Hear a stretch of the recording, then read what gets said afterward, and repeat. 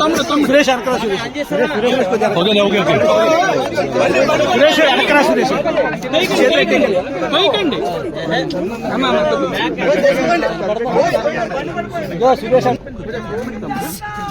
ప్రజలందరికీ ప్రత్యేక నమస్కారాలు.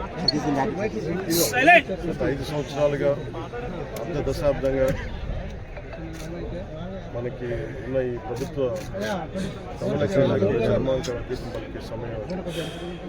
సో దాంట్లో భాగంగా నేను ఈరోజు పిఠాపురంలో నామినేషన్ వేయడం. దాదాపు మధ్యలో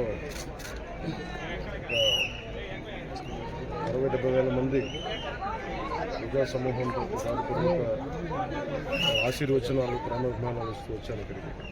ఇంకా టైం అయిపోతుందని చెప్పి మధ్యలో షార్ట్ కట్ తీసుకుని ఇక్కడికి వచ్చాను. మనం వెళ్ళేటప్పుడు ప్రభుత్వం సేవ వాళ్ళందరికీ ఆశీర్వచనాలు తీసుకొని సాయంత్రం ఉప్పాడ సభలో ప్రసంగించుకోవాలి.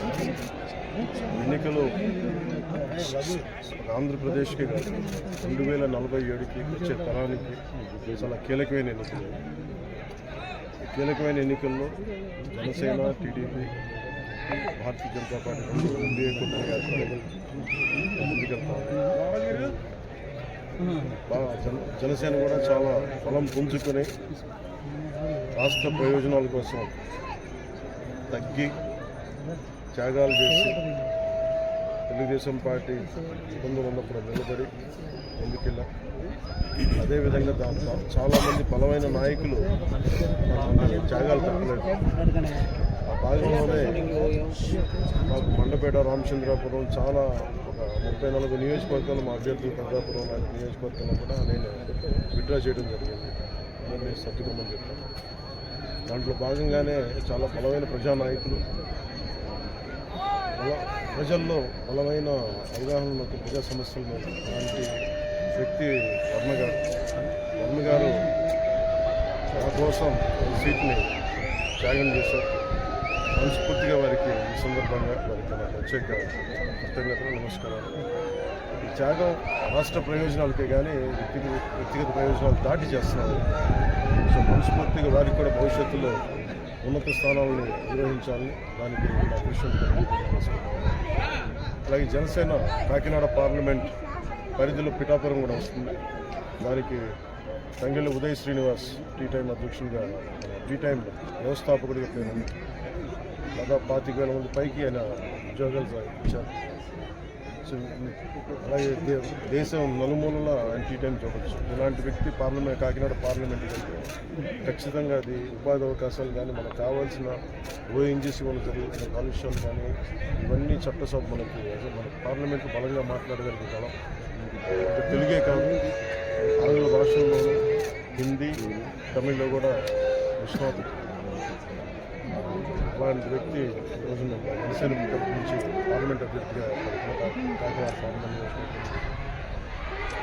ఇది బుర్ర కృష్ణరాజు గారు భారతీయ జనతా పార్టీ నాయకులు మనస్ఫూర్తిగా అండగా ఉన్నారు. మేము ఎన్డీఏ కూటమి తెలుగుదేశం పార్టీ, జనసేన, భారతీయ జనతా పార్టీ అఖండ విజయం సాధించబోతుంది.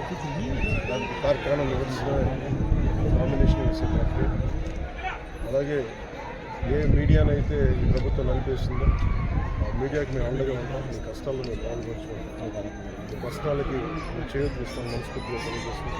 సార్, మీ హెల్త్పై వస్తున్న కామెంట్స్కి